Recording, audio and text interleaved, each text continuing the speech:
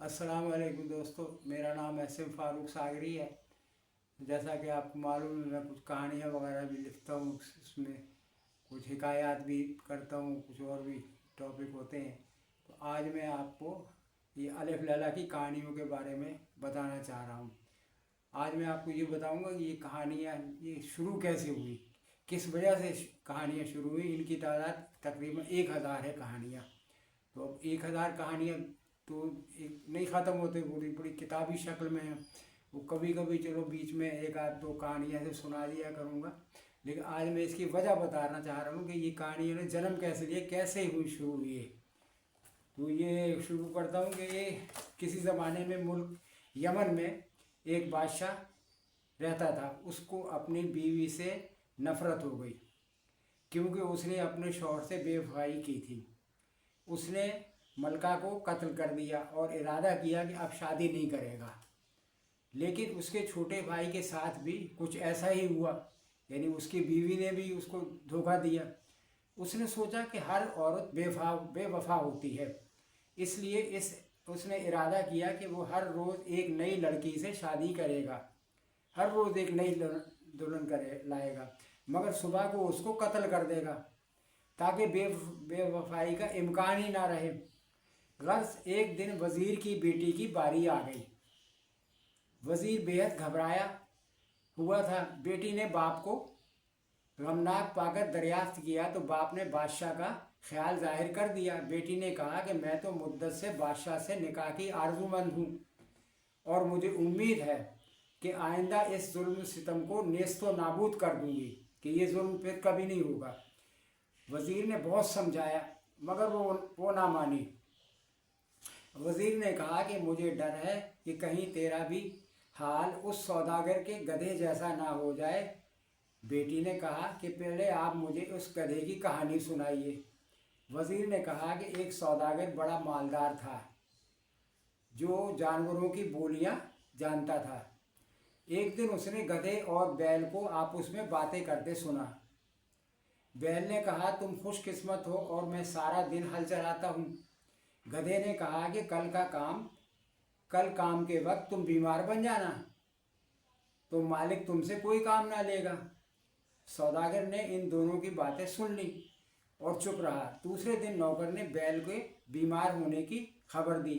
सौदागर मुस्कराया और कहा कि आज गधे को ले जाओ। रात को जब गधा वापस आया तो मुशक्क़त से चूर चूर था। उसने सोचा कि मैंने अच्छी नसीहत की, फिर खुद ही मुसीबत में फंस गया। किस्सा बयान करने के बाद वज़ीर ने कहा कि बेटी, तू भी इस नासे गधे की तरह खुद को मुसीबत में मुब्तला करना चाहती है। लड़की ने कहा कि मैंने जो इरादा कर लिया है उसे ज़रूर पूरा करूँगी। वज़ीर ने कहा, कहीं ऐसा ना हो कि मुझे तुमसे वही सलूक करना पड़े जो उस सौदागर को अपनी बीवी से करना पड़ा था। बेटी ने कहा कि पहले आप मुझे उस सौदागर की कहानी सुनाइए और ये भी बताइए इस गधे का क्या हाल हुआ। वज़ीर ने कहा कि अगले रोज़ सौदागर मवेशी खाने गया ताकि गधे और बैल का हाल देखे। उसकी बीवी भी साथ चली गई। गधा बैल से पूछ रहा था कि आज क्या करोगे। बैल ने कहा कि आज फिर मैं बीमार बन जाऊंगा। गधे ने कहा, नहीं नहीं, ऐसा ना करना। मालिक कह रहा था अगर बैल तंदुरुस्त ना हुआ तो उसे ज़िबह कर दिया जाएगा, इसलिए आज काम पर चले जाओ। ये सुनकर सौदागर हंस पड़ा। बीवी ने पूछा, क्यों हंसे, मुझे बताओ। सौदागर ने कहा कि ये एक राज है, अगर जाहिर कर दूं तो मेरी जान को ख़तरा है।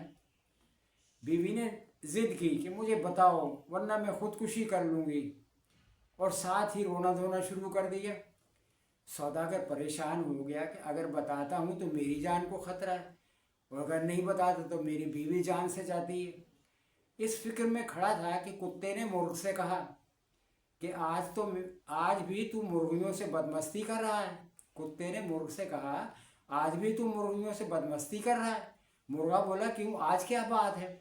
कुत्ते ने कहा कि आज हमारी मालका मालिक से ऐसा राज दरियाफ्त करने पर इसरार कर रही है कि अगर बता दिया जाए तो मालिक की जान को ख़तरा है, और अगर नहीं बताता तो मालका जान से जाती है। मुर्ग बोला, मालिक बेवकूफ़ है जो एक बीवी को काबू में नहीं रख सकता।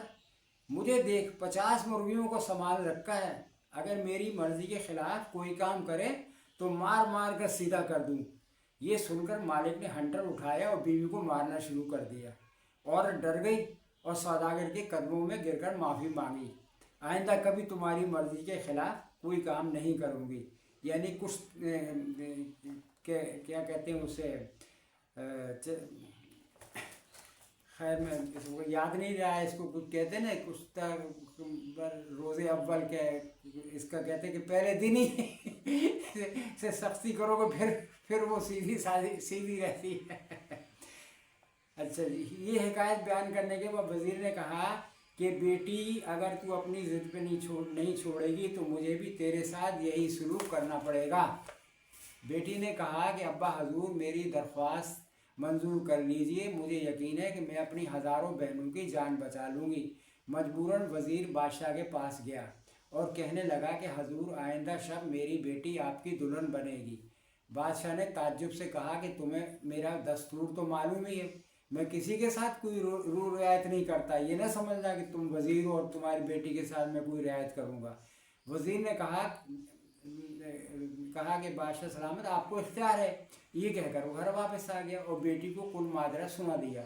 बेटी ने कहा कि आप अल्लाह पर भरोसा करें। फिर अपनी छोटी बहन को बुलाया और कहा कि मैं जा रही हूँ और कल मैं किसी बहाने से तुम्हें बुलवाऊँगी तो तुम आ जाना। जब थोड़ी रात बाकी बची तो तुम कहानी सुनाने पर इसरार करना, उस वक्त मैं कोई कहानी शुरू कर दूँगी। हस्बे वादा बादशाह ने वज़ीर की बेटी से निकाह कर लिया। बादशाह को वज़ीर की बेटी बहुत अच्छी लगी, मगर उसने बादशाह को कोई मौका ना दिया बल्कि रोना धोना शुरू कर दिया। बादशाह ने पूछा क्या वजह, क्यों रो रही हो? कहने लगी कि ये तो मैं जानती हूँ कि सुबह सुबह मुझे कत्ल कर दिया जाएगा, इसलिए चाहती हूँ कि अपनी छोटी बहन को पास बुला लूँ और जी भर कर देख लूँ। बादशाह ने इजाज़त दे दी। बहन को अपने ही कमरे में ठहराया। आधी रात के करीब छोटी बहन ने कहा कि वक्त नहीं गुजरा, कोई कहानी ही सुना दें। मलका ने कहा कि अगर बादशाह इजाज़त दे, यानी मलका उसकी बड़ी बहन, उसने कहा कि अगर बादशाह इजाज़त दे तो कोई कहानी शुरू करती हूँ। बादशाह ने कहानियाँ सुनने का बहुत शौक़ था, उसने इजाज़त दे दी। ये कहानी ऐसी थी कि ख़त्म होने का नाम ही नहीं ले रही थी, यहाँ तक कि सुबह हो जाती। बादशाह को भी कहानियाँ सुनने का शौक़ पैदा हो गया और फिर हर रोज़ रात को कहानियों का सिलसिला शुरू हो जाता।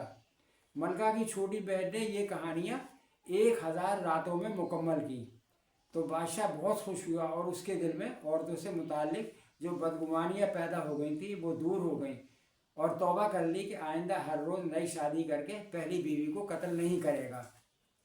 ये थी कुल कहानी।